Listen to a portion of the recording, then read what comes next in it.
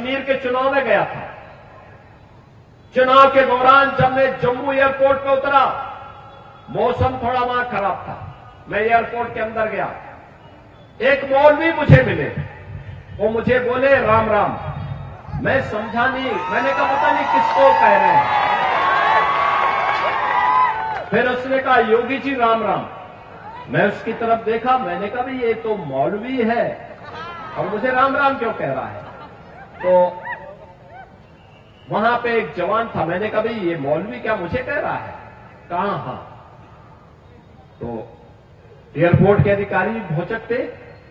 मैंने कहा भाई नहीं, भौचक मत हो रही है, आश्चर्यचकित मत होइए, ये धारा 370 हटने का इफेक्ट है।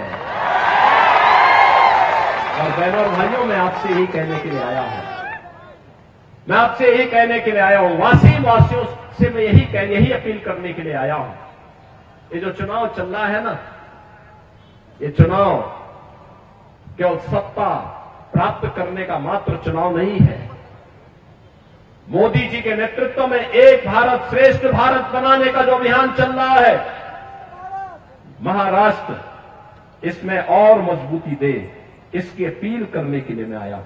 भारत दुनिया की बड़ी ताकत बने, इसकी अपील करने के लिए मैं आपके बीच आया हूं। आपसे कहने के लिए मैं आया हूं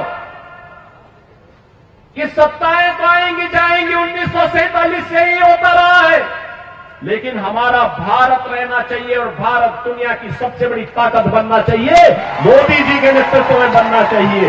यह कहने के लिए मैं आपके पास आया हूं। कश्मीर के चुनाव में गया था।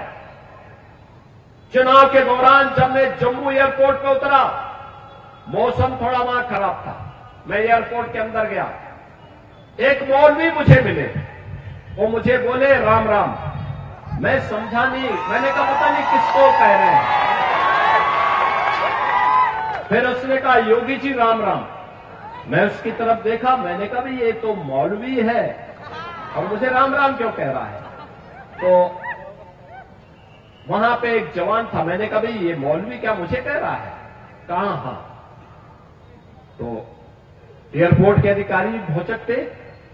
मैंने कहा भाई नहीं, भौचक मत हो रही है, आश्चर्यचकित मत होइए, ये धारा 370 हटने का इफेक्ट है।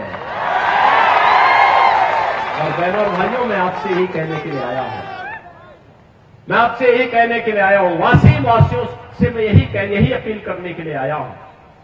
ये जो चुनाव चल रहा है ना, ये चुनाव केवल सत्ता प्राप्त करने का मात्र चुनाव नहीं है। मोदी जी के नेतृत्व में एक भारत श्रेष्ठ भारत बनाने का जो अभियान चल रहा है, महाराष्ट्र इसमें और मजबूती दे, इसकी अपील करने के लिए मैं आया हूं। भारत दुनिया की बड़ी ताकत बने, इसकी अपील करने के लिए मैं आपके बीच आया हूं। आपसे कहने के लिए मैं आया हूं कि सत्ताएं तो आएंगी जाएंगी, 1947 से ही होता रहा है, लेकिन हमारा भारत रहना चाहिए और भारत दुनिया की सबसे बड़ी ताकत बनना चाहिए, मोदी जी के नेतृत्व में बनना चाहिए। यह कहने के लिए मैं आपके पास आया हूं।